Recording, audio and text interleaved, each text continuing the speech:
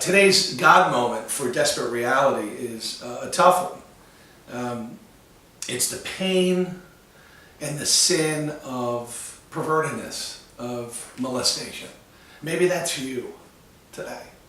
You know, I was a victim of being molested at 6 and 9. A neighbor, an older girl, also a man in the community. And, you know, without knowing Christ for 32 years before I heard the gospel, it affected me in great ways. But, you know, what I learned was that it's not God's fault, it's sin in man.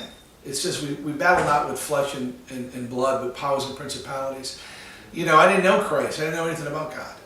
So being born in sin and not knowing truth, and you know, you're affected by sin. And this loving God who created us doesn't do that to us. There is no evil in God. Matter of fact, He's the only one to rescue us from our own sin and death. And in that, once we see our need for forgiveness, we can then forgive others, even those that molested us. And maybe that's you today. You know, I can remember a guy that wandered into one of our meetings, and he had been, from what we learned, he had been well known in the community. He owned a construction, he was a home builder. You know, but when we met him, he was full of dirt, and he was in very bad shape, and he was an alcoholic, and in horrible condition. I remember he wandered in, and we asked him to have a donuts and coffee and sit in we had ministry meetings in our work before work, sometimes during work as well. You know, I began to talk about God's love, and we happened to be talking that morning about, you know, being molested and learning how in Christ, once you've been forgiven for what you've done, you can then learn to forgive others, because you can only give what you got. And he had, before I started talking about molestation, he had said he was a believer, and that led to, you know, why you're on the street and what's going on in your life that's causing you to not be in a church family, and as he confessed Christ. And he really didn't really give me too much, but when I started talking about being molested, he freaked out, and the cursing came out, and the anger, and it didn't matter who he was around, he had no control.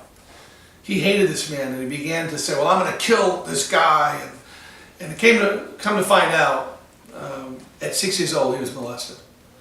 And he got married, and grew up with this pain, this secret shame that comes from sin, the sin of men. And he never dealt with it, didn't know how, like many of us.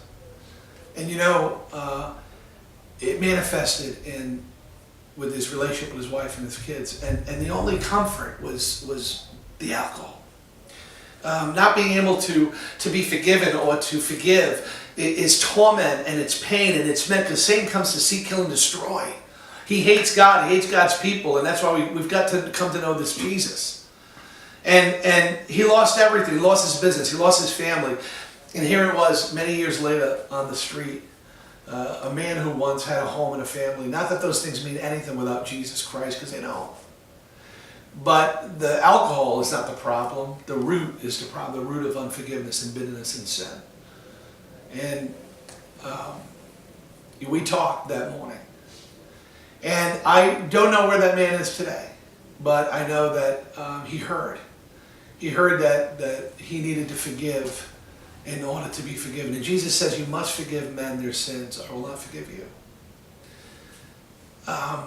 We can't stand before God and blame God for hating people and our rebellion because of what some man did. So that man's going to also stand before Jesus. Every man, every woman will stand before Jesus and confess that he's Lord. Every knee will bow.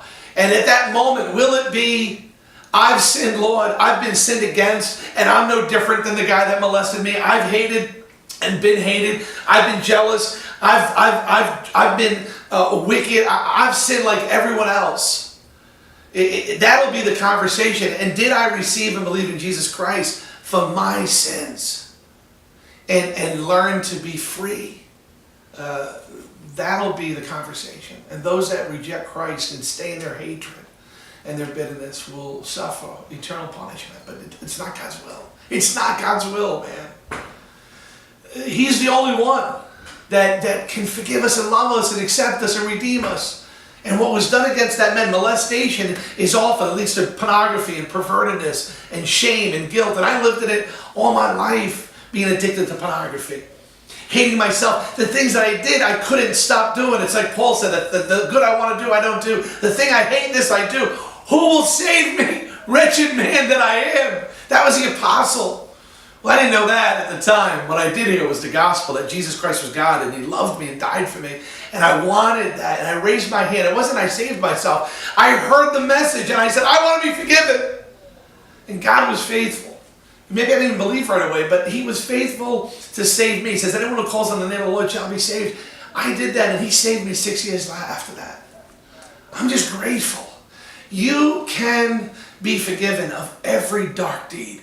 Murder, rape, molestation, everything, every sin. Sin has been paid for, and he paid for it on the cross. There isn't anything that's not paid for. Will you accept that and believe that? And when you accept that, then you can forgive the man or woman who raped you, or beat you, or abused you. God is magnificent. I know it's painful. I can't tell you. I'm just grateful to be forgiven. I don't blame anyone anymore, because individually I was to blame.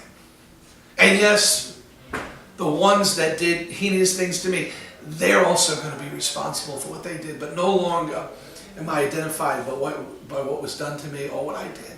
But I'm now identified with who I am in Jesus Christ. Hope that comforts you today with another Desperate Reality God moment. I'm Johnny L.